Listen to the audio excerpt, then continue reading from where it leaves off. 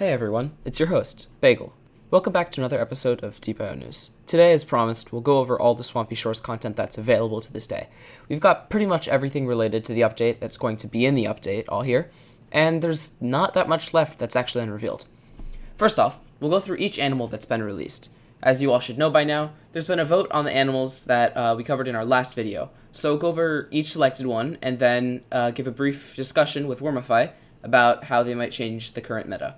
So this is going to be a big update, but not nearly to the scale of how the Reforce Snow Below updates were. But it still has a ton of content, animals, patches, concepts, yeah, everything. So going straight into the official presentation by the Crabinet, the first animal is the Fiddler Crab, a concept and art straight from our own Megamew, or Buzzwole, if you use Reddit exclusively. This is a tier 3 animal. I'm not going to go over all of the stats and the abilities, but you can pause and take a look at each one as you'd like. Based on this ability, it's sort of like if you'd combine shields in an FPS game like Apex Legends with Osu Catch. It's definitely a very unique concept, and I could definitely see myself playing it. Next up is the Platypus, which is by Poborsky and Megamew, and the art was a collaboration between Poborsky and ManManBoy. It's a tier 5 and seems to be equipped with biome stats for both swamp and lake. Then we have the only Capybara, a tier 8 that will change the evolution tree for the swamp. It's got an ability with little helpers, something like a cross between a whale shark or a coelacanth and manta ray. The concept was made by Didgeridoolefu, better known as Bluefish on the Discord. The art is by Ember, and I think she's been the biggest supporter of all things Deep.io Capybara. The little helper animals were done by Ember, Megamew, and Munzier Stuff. Next up, we have the Lungfish, which is a tier 9 by Mahelet, which revolves around digging and breathing abilities.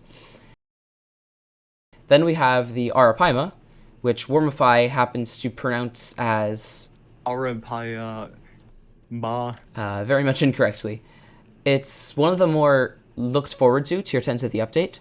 The concept is done by Galactic Idiot, or better known elsewhere, RH4M. The arts were also done by RH4M and Takoko. Then the most famous, the giant freshwater stingray, the railgun ray as it was called, was actually changed mid-production when both concepts decided to collaborate together for the final product. You can watch about it in our news video up in the top right corner. The concept is by Megamew and Deep Sea Cheese. All of the arts are by Xplunky.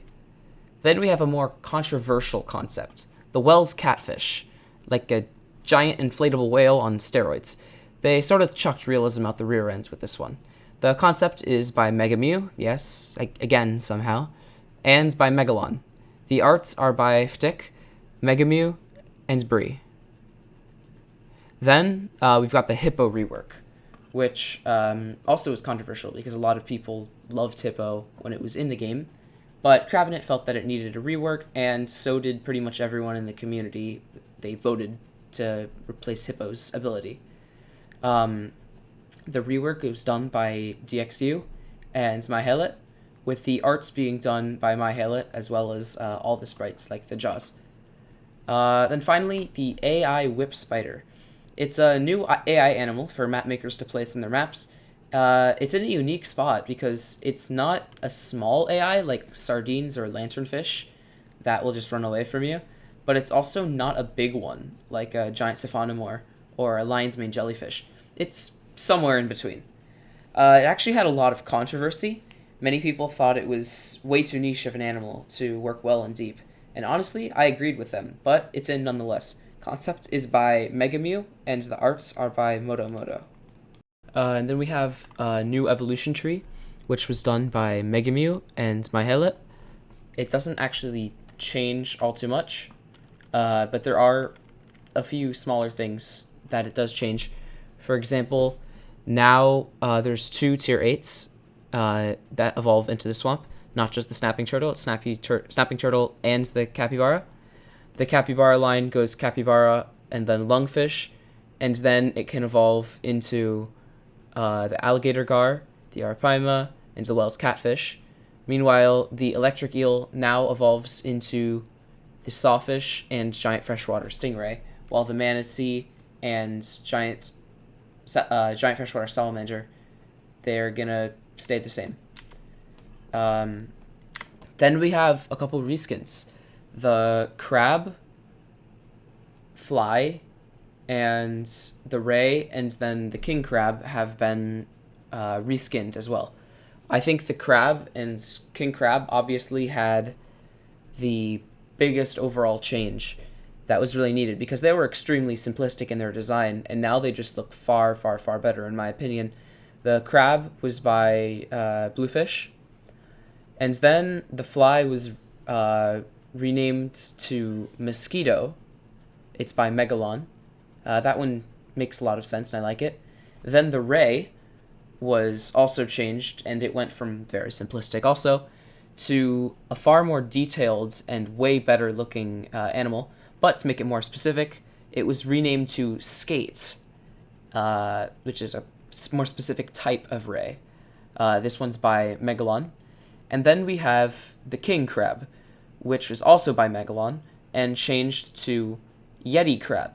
Now, this is most likely due to the fact that many people in Harmony Guild would like to put a king crab as a tier 10, and since it's a massive crab, even bigger than the coconut crab, it makes a lot of sense to put it with the coconut crab and the Japanese spider crab in that line as a tier 10, and not have it as a tier 2, since it's very weak as a tier 2. A Yeti crab would make a lot more sense for it. Then we have the private lobbies concept. It's a highly requested feature for many years, which will allow people to play privately with their friends and help host events for the server, which is going to be much, much easier for the event managers to host Pearl Defense events, to host 1v1 tournaments, etc., etc.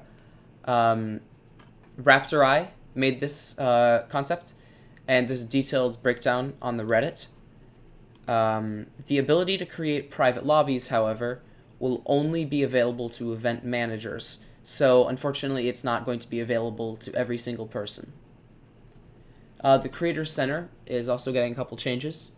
They're not as relevant. It's just going to be stuff like asset swaps, like the Goblin Jaw, the Leatherback Sea Turtle, Shield, stuff like that, so it doesn't warp the skin. Some animals can't be given skins, like the giant softshell turtle, pufferfish, giant isopod, because they have 2 animal sprites.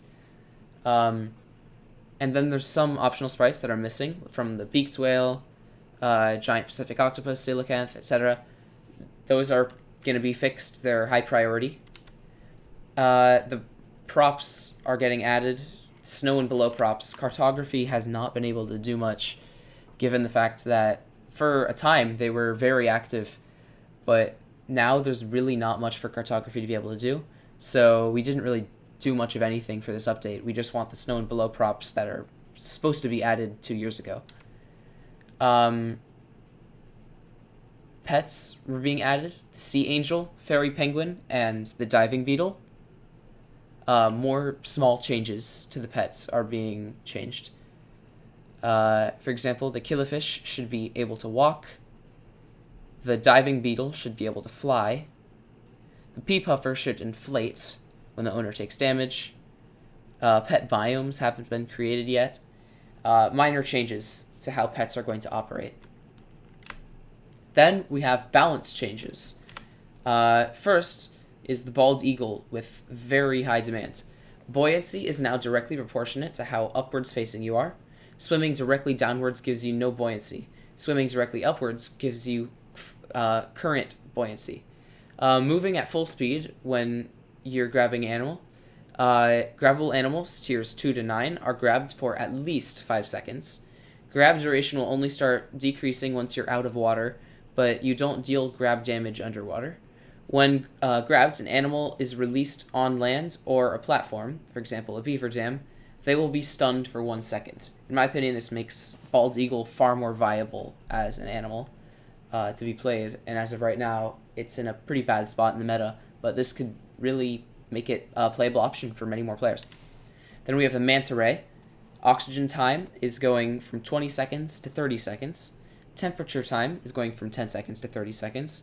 You get random buffs in Pearl Defense, and you can reset them infinitely, similar to 1v1, but you don't have a limit. Animal buff carriers are greatly changed to ensure most buffs have a wide selection. Poison and bleed can't be applied at the same time. One should override the other. This is a very high one. I'm not going to go over all of the different changes. You guys can take a look at each one of these individually. Napoleon Ras. The demand for this is also very high, and for good reason. Blocks within the radius of the pearl will decay gradually in pearl defense. Normal boost charge duration is reduced by 0.5 seconds. And then, not as high, a high demands one.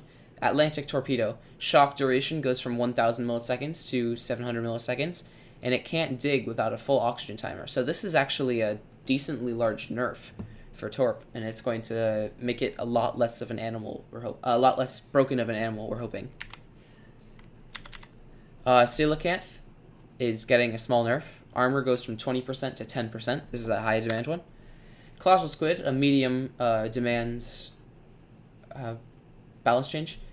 The health goes from 1000 to 900. This is another nerf. Piranha is getting changed, as it can now be played in cannot be played in 1v1. And piranhas from tier 1 to 7 have 200 HP instead of 300. And piranhas from tier 8 to 10 keep their 300 HP. So it's a small nerf for piranhas at low tier. A low demand one, Thresher Shark. Health goes from 800 to 850. It gets 50% armor penetration as opposed to the 0% it has now. Slowness from projectiles increases from 15% to 25%. The spread on projectiles is slightly decreased. Ability is only cancelable by stuns, can't be cancelled by no recoil animals. This is very, very large of a buff, in my opinion, for Thresher Shark. And I think it's going to really make Thresher Shark a viable animal. This was a very needed one. Giant Softshell Turtle, low demand. Its cooldown is halved while on land for slashing, and it can't slash on land while it's inside of its shell. It's more of a bug issue. Whale Shark, low demands. Passive Remoras have no collidable hitbox. Yeah. For the Walrus, another low demand one, ability damage is increased from 70 to 80. It gains 25% armor while it's using its ability. It's a miniature buff for Walrus. And then that's pretty much it for the presentation. Now we're going to have a little bit of a breakdown. We're going to discuss how the meta is going to change with iWormify. Now welcome iWormify to talk about the new balance changes and all of the different things that is going to be occurring in the Swampy Shores update. What's his thoughts on it? Everything regarding that. Wormify, say hello. Hello, everybody. It's the Wormifier here. How we all doing? So, first off, the big question I think everyone's dying to ask is, what is the thing that's going to change the most with this Swampy Shores update? How is it going to affect the overall meta of the game and how it's played? You see, we know that most of these changes are related to Swamp Tier 9s, Swamp Tier 10s. It's very much a swamp-centric balance change here. So in terms of changing the balance of the whole game, it may not affect Arctic too much. It may not affect Deep too much, but it may affect the estuary area, Deep estuary. It may affect the estuary between ocean and swamp, and the cold lake biome between Arctic and Yeah, I think that swamp. could provide and it some really interesting dynamics between Arctic and swamp animals that we haven't really seen before. Because let's be honest, those Arctic animals really don't have any incentive to go into the cold lake. There just isn't enough there to make it worth their time. Swamp animals stick to the estuary due to how cluttered it is.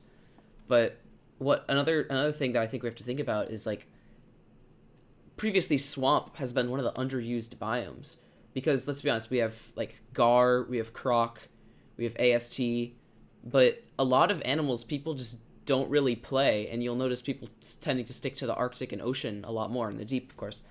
But do you think this is going to bring about like an era of people actually playing things in the swamp? What do you think? So this has been a pattern since the beginning of Deep, where new biomes get added or new updates get added to the biome, like new animals. Like the reef biome. We've seen the first, yeah. As far as reef, as far as the swamp biome change that we had originally, a lot of people played swamp when that first change happened to that because there's new animals. they were new at that point. Nobody's ever played Piranha before, so Hmm. everybody wanted to try that. Then and there's also Reef, and the changes that came with that. The Atlantic Torpedo Gala added the moray eel, things like that. People wanted to try And now Reef. there's still meta animals. People play Torp. People play moray eel all the time still. Yeah, and the thing is, people never used to play Arctic until more recently. Hmm. It was a lot less common for people to play polar bear or walrus because those were the two main tier 10 animals that That were were exclusive. locked to the Arctic. Because like orca Exactly. is, yeah, it's an Arctic animal, but people will go in the Arctic with it. But let's be honest, most orcas just camp the estuary, and you never really see them sticking to the Arctic. But I think animals that you do see a lot in the Arctic, you still see a lot of bowhead whales, you still see a lot of halibuts, and that's sort of the case with this. This is sort of like the snow and below, but for the swamp. No, it's not as big. No, it doesn't have as many things being added. But if you take a look at this, it's still got all these unique animals. It's got the giant freshwater stingray. It's got the Wels catfish. New animals that could definitely change the meta, including the hippo rework especially. And I think that could have swamp animals that could go into other biomes, like orca. No, oh my god, sorry, not orca. Like sawfish. You could see them start coming back to the swamp, and you could see a more swamp-focused playstyle because there's actually incentive to stay there. There's XP in the swamp. What do you guys say on that, actually? Yeah, so I was gonna say that well, with that XP thing in mind, I think Piranha, depending on exactly how the balancing is going to turn out with that, Mm-hmm. there was a bit of a debuff, a bit of a nerf with those more recently because of the way Piranha is, just to make sure that when people start evolving as Piranha doesn't take too much, it doesn't have too much of an advantage, Well, that's especially especially at lower tiers. Tier 1 to yeah, tier 7 have 200 HP instead of 300. So that's a yeah. pretty significant nerf. Wow. Yeah, exactly. And it kind of helps with that XP uh, diversification issue. That way, piranhas aren't just snatching up basically everything without it being like super unfair. Hmm. So, because that was nerfed, there's going to be more potential for these new animals and old animals to get uh, more XP compared to something like piranha, for instance. But I was also going to say that a little bit further back, uh, how we know that Arctic gained a lot of popularity when the new animals came, and Hmm. I think it's going to be a very similar trend with this change, where we are going to have a spike of people playing pretty much solely Swamp Well, for a people will good be amount of time at interested least. in the new animals. People are going to want to play Arapaima. People are going to want to play Wels Platypus, Catfish. Wels Catfish. Which, actually, speaking of Wels Catfish, I've got to ask. I'm not like a Harmony person. I don't know what's going on in Harmony guilds, but what's the general consensus in there on the balance of these animals? Like how how balanced is it overall? Because we know Snow and Below had its problems with balancing, and obviously things are gonna get changed, gonna get fixed. But as of right now, just what you can see on paper, what do you predict is going to be the new OP animal, the new halibut? So I'm looking at Wells, looking at Hippo. Hippo has some interesting attacks with its jaws, Mm-hmm. and the way it turns and hits an animal, and it depends on kind of how the cooldown is on that. So I'll be kind of curious how that plays out in game. This railgun idea with our Giant giant freshwater freshwater stingray. stingray, yeah, I'll be curious how that goes because that's just you can shoot from anywhere. It's You can like shoot the ray fresher, from but anywhere. like more. Yeah, it's a lot more accurate if you know where you're aiming. Arapaima, You it's did it gonna be again. really It's Arapaima, not Arampaya. Arapaima. There you Okay, go. You did it. okay. It's like how you mispronounced a couple things a few That's videos back. that's fair. We can't pronounce You anything. mispronounced somebody's name. I forgot who he was. You were Anyways, saying it was. You're saying it was my Haliot. You said my Haliot. I yeah, think we're both wrong. I yeah, still don't know how to pronounce it. that's fine. He can complain about that in the Harmony chat, or sorry, the Crabnet chat. Yes. So okay, Arapaima. Good job. It's gonna be really overpowered in my opinion in You some think? very close quarters spots, due to the way its bounces cause impair and how that may stack up. I know that there This thing's gonna be is fun to play. maximum. Yeah, yeah, it'll be But fun, but it might be overpowered in certain ways. I think what we're gonna need to do is we're gonna need to have a discussion with Cartography Guild to see how we can balance this out, because now that we're having things that are more map specific, like the Arapaima, um, we're going to need to find areas like in Emmy's map that are going to have these places that are going to be super bounce packed, and we're going to need to find ways to balance and remove that. And not just for the swamp. If this thing gets any biome changers, we're going to have to work across the entire map. So there's a lot more that goes into everything when you create a new animal. You don't just have to worry about is the animal balanced, you have to worry about does the map fit with the animal. And that's going to be something that's going to be a new standard, I think, for all new cartographers, especially since cartography is dead and no one has been doing anything. Please revive Deeeepio. Yeah, that's about it. See, the funny thing about that is I try not to go for concepts that are very map centric Specific. because it's very map specific It's because we difficult. don't want to get in situations where we want to be able to apply most of these animals to any type of environment if we can, For skin and changers. or we can make them less overpowered in smaller spaces, but uh, maintain that previous ability. So make sure that the mechanic can be more powerful, but some other Yeah. modifier is added to make sure it's not overpowered in those small spaces. But the mechanic itself can still be overpowered. There just has to be some way to Balance that balance that out. animal. Yeah.